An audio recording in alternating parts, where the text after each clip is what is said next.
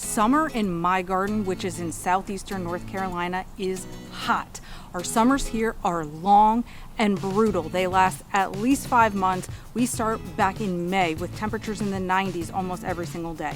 I would like to show you what kind of flowers I have that thrive in this kind of heat here in Southeastern North Carolina.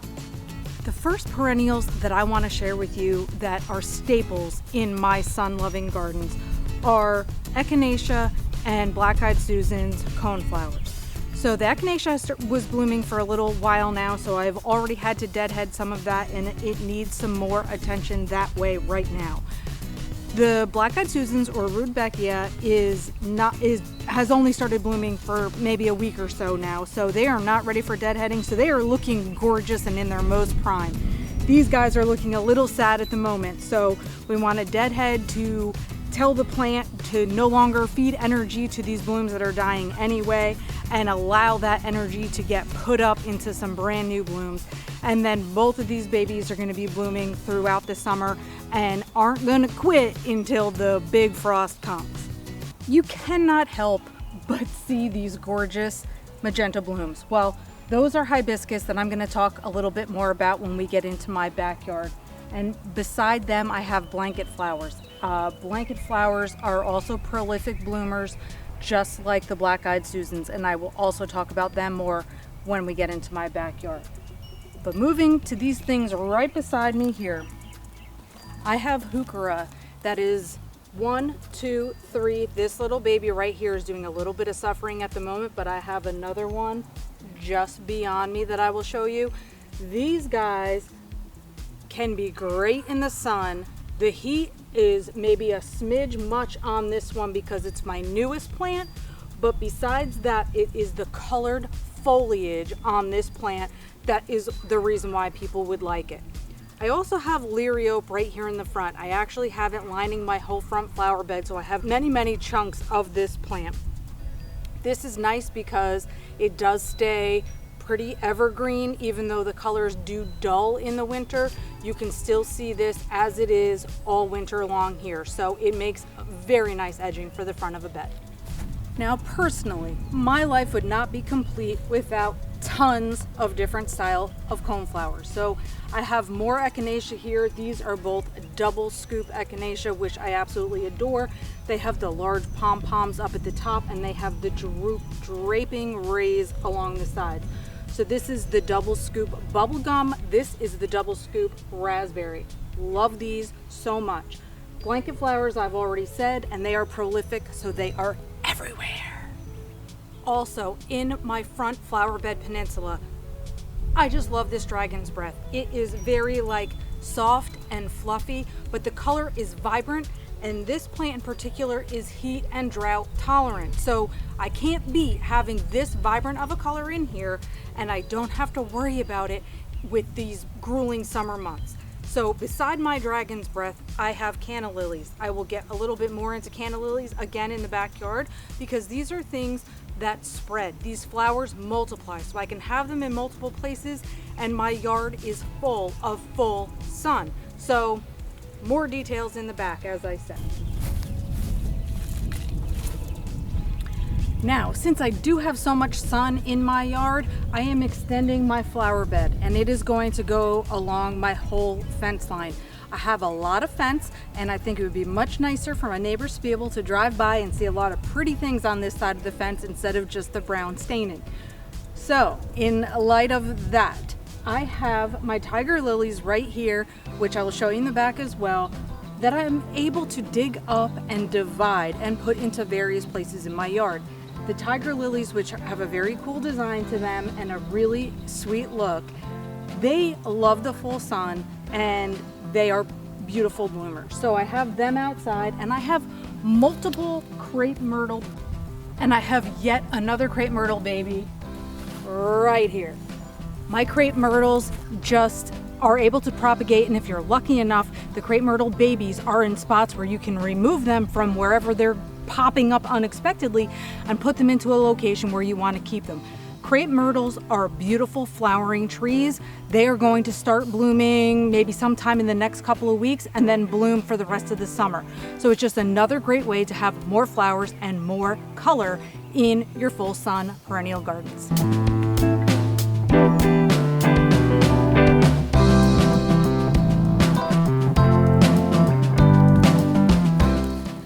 Going to exit my full sun peninsula garden here with all my beautiful perennials, and I am going to take you into my backyard.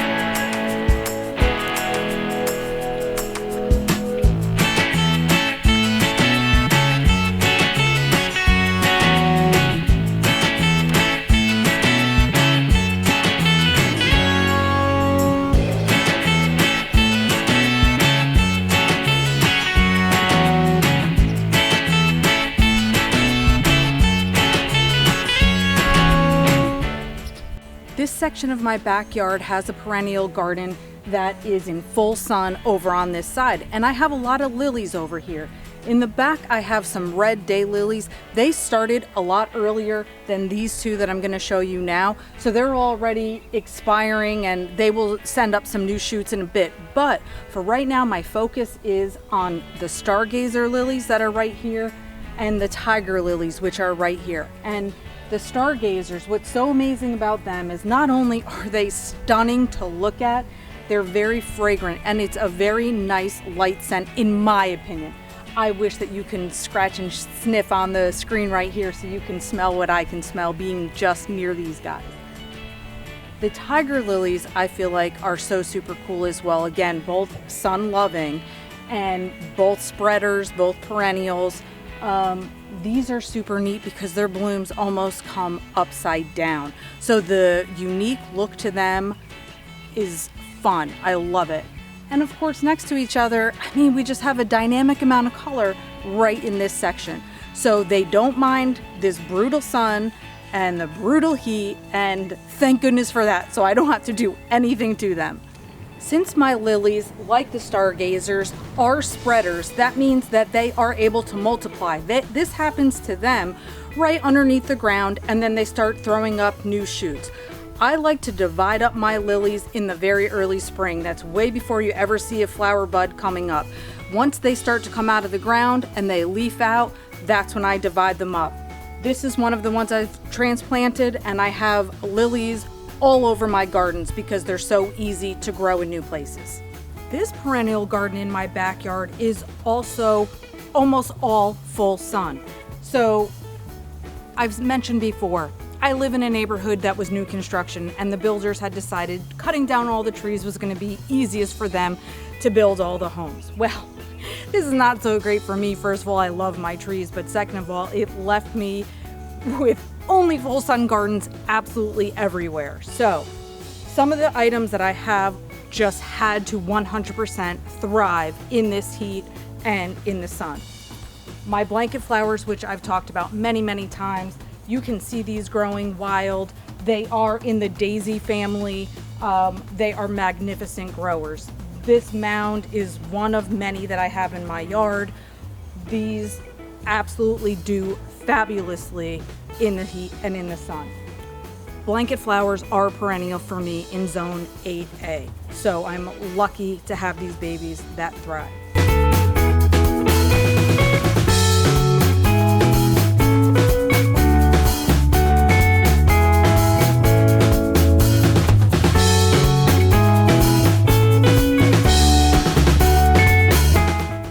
Now, blanket flowers are pretty easy to care for in the sense that they don't mind poor soil.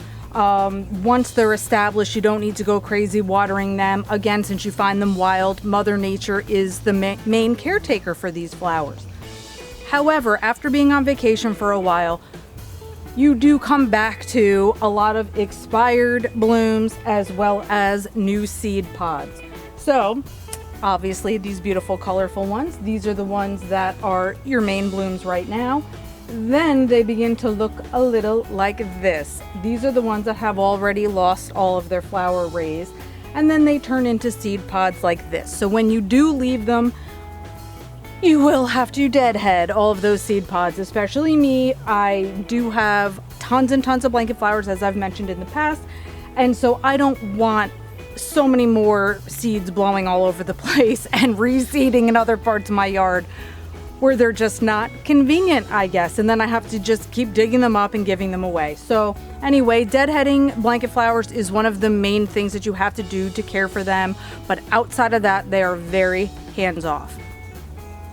Behind me, I think you could see all the black-eyed Susans. Holy cow, black-eyed Susans do extremely well for me here. They get tall. They are also magnificent spreaders, so I can have those pops of sunshine all over the place.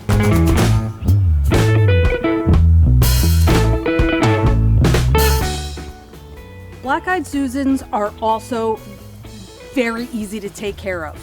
They're easy growing perennials that do spread on their own. So the most you really have to do to a black-eyed Susan is also deadhead. Now, for me, these guys only started blooming within the last couple of weeks, so I don't have any deadheading to do at the moment. But if there is deadheading to do, I do want to take care of that as quickly as possible so that the energy of the plant goes to providing new blooms. My poolside gardens are yet another place where I have sun-loving perennials. Again, I just lack the shade here. So I have blanket flowers here and everywhere. And I also have many varieties of Canna Lilies. Canna Lilies are among my favorite because I love their tropical vibe. They are perennial here for me, so I get to enjoy the various colored blooms that exist both in the dwarf style as well as the real tall ones in the back. Look how tall they are. Taller than my 6-foot fence, so about 7 feet tall or so. Loving the Canna Lilies. So right beside my tall Canna Lilies that are here, I also have elephant ears. Elephant ears are perennial in my area as well, and they can be prolific spreaders themselves. One of the things I want to make sure I do with elephant ears is if I see leaves that are yellowing and then are going to eventually turn brown, I do want to cut them right off because no need for the plant to expend its energy on something that is not doing well. So I'm able to just snip those and then I'll discard. The style root that Canna Lilies have are the rhizomes. So you'll see that Canna Lilies can spread and multiply from underneath the ground, and then you see new leaves shooting up. Well, this year, I think for the first time, I have decided that I'm going to try to harvest some of the seeds from the Canna Lilies as well. So once I've clipped the expired Canna Lily flowers, I'm left with these little tiny, almost blackish looking things that inside have little tiny round seeds. This is just one, so I'm gonna see if I could grab out a few more to show you. Since I like Canna Lilies so much and they do well in my area, I thought it would be really neat and interesting. I think these seeds are not looking that great. They look a little bit withered already, so I'm not going to try to grow these. Let me just see if I can find another. I had set this on the side that I clipped the other day. Let me see if these seeds look better inside. Just to show you, in case you would also like to have Canna Lilies. Yes, this one looks so much better. I can see it already. Since I do have a greenhouse, I figured I'm going to try to grow more things than I had last year, which was my first year with the greenhouse. Just little tiny seeds. So this is one of my poolside gardens from the backside. Again, I have full sun perennials to show you. So this stone crop sedum right here is amazing. It is a low growing style plant that likes to spread out on the ground with its lime green color. So it makes a fabulous ground cover. I do have it in the ground in some places, and this one is just draping down the side of a pot. And it's just loving its life, and it's super easy to take care of. This could break apart. You could even pull it apart and just put it in different parts of the ground and you'll see it take off there as well. This is an evergreen perennial, so that is also quite lovely because you have this lime green color all year. More blanket flowers right here, more canna lilies right here. This is the Bengal tiger canna lily. So its leaves have these awesome variegation to them. So they have like a striped pattern. And this magenta beauty behind me is a perennial hibiscus called Luna Rose. It is so magnificent because it is cold hardy. So those of you further north than I am can still enjoy the fabulous blooms that come on this perennial hibiscus. Do not mind me beginning to melt over here. It is so blazing hot today. So as we move past the Luna Rose perennial hibiscus, I have oleander. Oleander is also perennial for me. This one is in the shape of a tree. They don't always come like that. Sometimes they're very shrubby, but the flowers here are gorgeous. So I can't resist having all sorts of color right along the pool side. So when you're just lounging out, floating on the water, you get to see all of this beauty. And then as we travel down the road here, we get to my banana trees. Banana trees are also a little bit more cold hardy than, you know, some of the things that I have here that I know are perennial for me, like the canna lilies. Banana trees are cold hardy, so more people can love them and enjoy them, and they will come back as perennial. Let me get you up close and personal to some of my banana trees. So banana trees, the leaves on banana trees unfurl, much like a canna lily's leaves will. So you see them, a new leaf looks like this. It starts to grow, it almost looks cigar shaped, and then it starts to unroll itself. And then it opens up into one of these brand new draping leaves. Now, you do have to cut back banana trees in the winter time. So you can cut them low to the ground if you choose to, or you cut them up a little higher. If you cut them up a little higher, they're gonna start from that height for the new year. So my recommendation is to leave some of the stalk behind. It's a little unsightly in the winter, but I feel like since you gain that additional height right from the get-go in the growing season, it's worth it. So something to note with banana trees, their leaves can get a little icky. Maybe it's too much heat, or maybe it's not enough water, or whatever the reason is, but you can end up with leaves that are discoloring like this one. If I have a leaf that is discoloring and it's not the beautiful green that I want to display, I will cut that off. Also, high winds do shred the leaves of banana trees like this.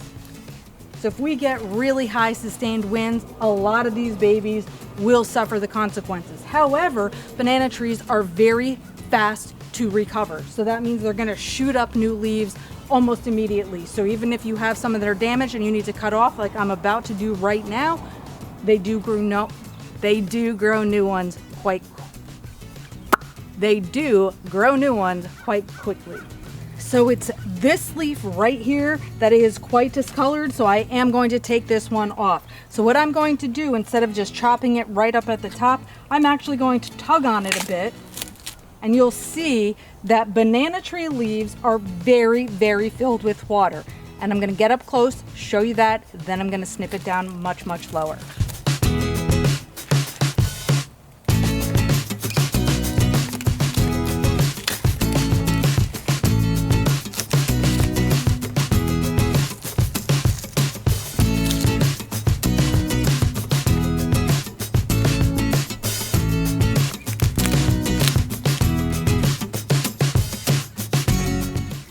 So just past my banana trees, we have the flowering plant that everyone likes to pronounce a different way, but I'm going to call it bougainvillea, or bougainvillea maybe. So the flowers on this are also like a beautiful, beautiful color. So I feel like the color tones that I have going along the pool side, like I said, with the oleander and the Luna Rose perennial hibiscus, this just carries the look as we go along the whole way. So this baby is a stunner. I have it in a pot, and I have more of the sedum trailing down underneath the pot right here, which just gives it a very full look that I love. Here are some more elephant ears. This is Jack's giant These, like I said, are perennial. These ones are just a larger variety than the ones that I showed you before, but these are also in the ground. Those are in a pot. So, you know, putting them in the ground, access to even more water, and they get even larger. So perennials right here. Having these flowers as perennials in my garden are like a dream come true. Again, they're a little bit more cold hardy because these are Copper King perennial hibiscus. These are stunners because of the large blooms that they have.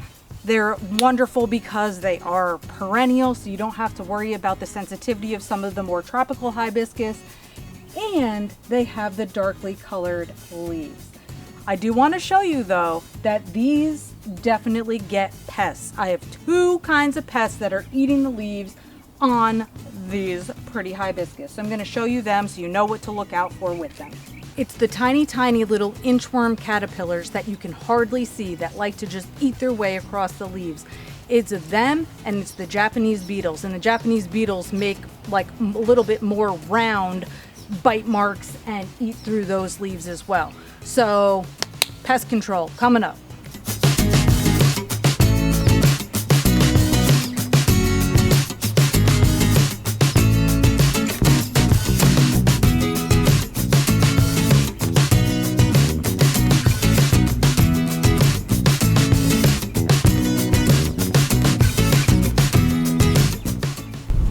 What are your full sun perennial gardens full of, and what is your favorite full sun perennial?